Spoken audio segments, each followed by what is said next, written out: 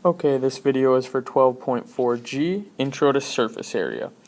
So we talked about surface area today in class, and what we figured out was that it was just an introduction to surface area. And for us to figure out a shape surface area, we have to know, what the shape is, what each part of the shape is, and we have to know how to calculate the area of that part of the shape.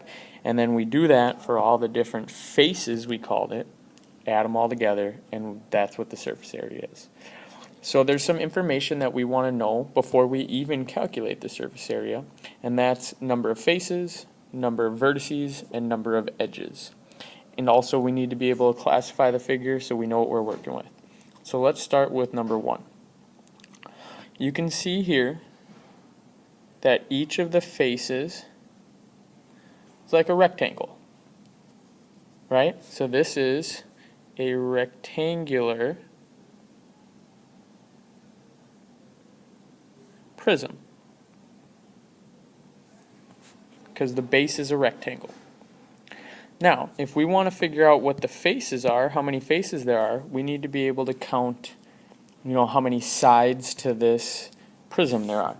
So there's one right here, the one I boxed in red, and then its opposite is the back of the thing, and then this left side, right side, bottom, and top.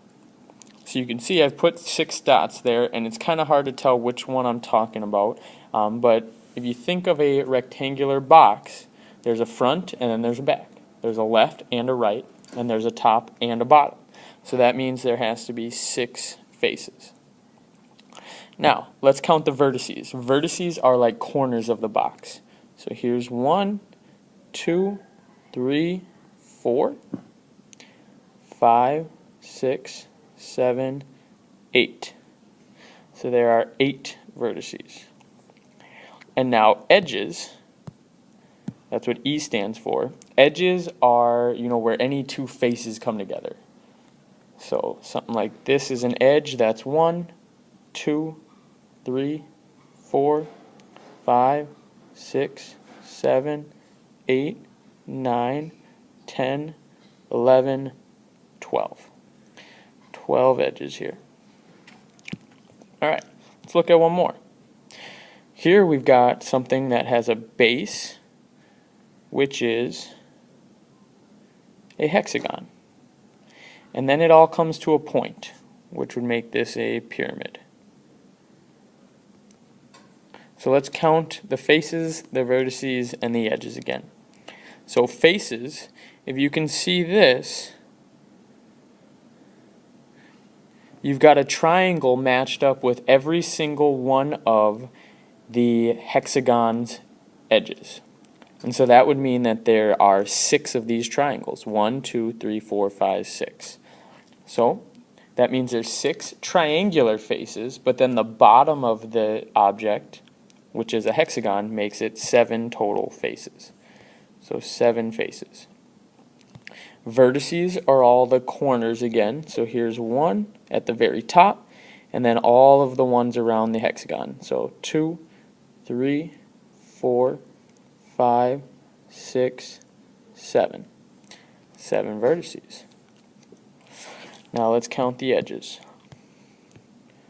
1, 2, 3. There's one in the back that's really hard to see, which is 4, 5, 6, and 7, 8, 9, 10, 11, 12. 12 edges. Alright, let's look at a couple more. Actually, let's go to the back. Okay, so they give us the 3-dimensional shape here, and they want us to draw it as a net, so as if we've unfolded it. So you can see that our base here is a pentagon. It has 5 sides. So let's start with that. Let's draw our base.